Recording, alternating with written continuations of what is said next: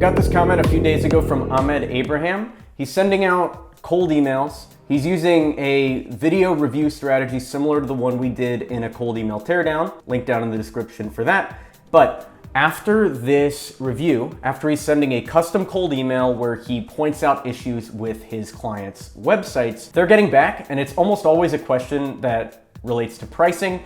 And from there, the calls don't convert. So in today's video, I want to run through the exact emails he's using, go through some of the responses he's getting from his customers, anonymized of course, and we'll try to fix his funnel. This will be useful for you also if you're getting a lot of people asking what's the price in response to your cold emails. So let's jump into it. If you're getting a lot of what's the price, there's two things that I would do here. Number one is review your cold email copy. Look at the words you're using in your emails, and the main thing to look for is this email hyper specific? Do the recommendations you're giving actually match with what you're selling? Check out that selling with video cold email teardown we did for a good example. And actually we'll put a little bit of it right here. You're obviously hitting it hard with SEO, right? You've got all of the subtitles down here. You have a solid description, but if you look at the amount of views that you have, it's not solid, right? You could get thousands and thousands of views on a video like this through targeted advertising. That's the type of stuff we help with. Would love to hop on a quick call to discuss further. I can also send this as a printed out sheet of ideas if you're interested. Let me know. Thanks. As long as the video you sent is hyper specific, like that one, you'll get responses like Ahmed's getting. Here's a response from a guy named Robert. He says, what would you charge to do all the changes in the video? That is not what are you charging for your service type of question.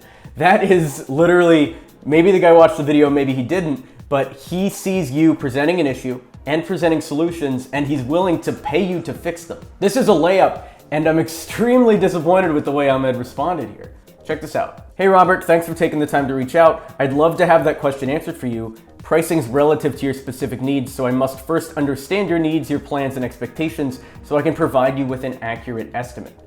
That type of response would make sense if you were just pitching ideas, but if you're taking the time to go out and you're making a custom video for them, then it doesn't make sense for you not to have a price ready to go.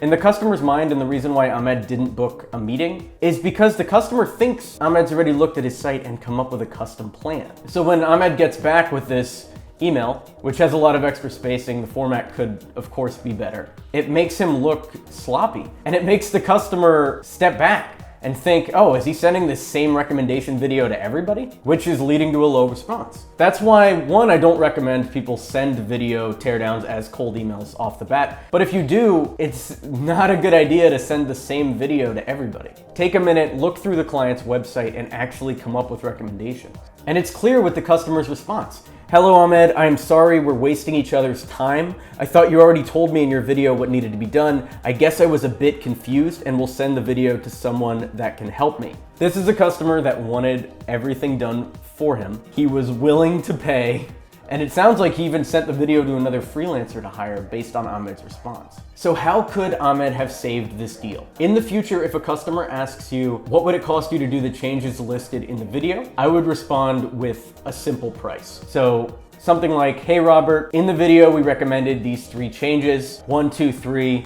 To make all these changes will be $1,500. Happy to get started now, but we might find more value by hopping on a quick call first to discuss. Very simple response. That's not 20 paragraphs, but will get that guy to respond to you. Especially if they're like Robert and they haven't watched the video yet. The bullet points will save you. I'll show you the response that he sent to Robert just because it's an example again of what not to do. He wrote him a full essay about how the video is generic and it's to be sent to everybody. It's clear Ahmed's making the same mistake that the cold email teardown guy was making, sending a very similar video to everybody. And it's one of the main reasons why I don't recommend doing that. If you're gonna send a video to somebody, take 30 seconds and record a custom video.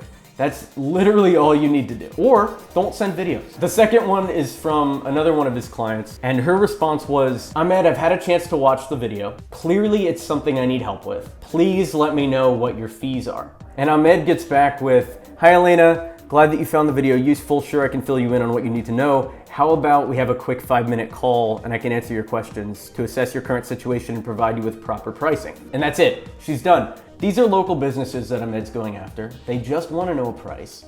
And Ahmed's response here should be similar to what I would send to Robert. That's the script he should be using. Tell them the price up front, reiterate what the bullet points are in the video, and that's it. She didn't want to hop on a call. She wanted to know if she could afford it first, which is a problem with a lot of local businesses and why I don't recommend people go after them. But still, if he's charging under $1,000, he could close just from an email. Here's another one where they're responding in the positive. Thank you for your suggestions.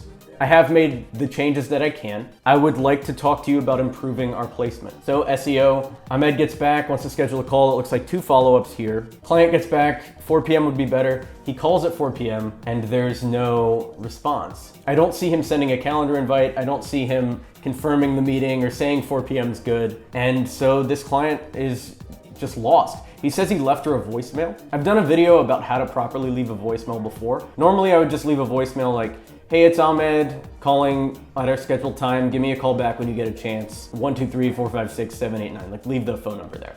And that's it. I bet that is not what Ahmed's message was. I bet it was a minute or 2 of him talking. If it wasn't, that's great. But these short voicemails get people to call you back. Thanks for watching the video. Please share it with a friend if you found value in it. We're trying to hit 100,000 subs, and any share would be much appreciated. Also, if you need marketing support for your digital agency, check out experiment27.com.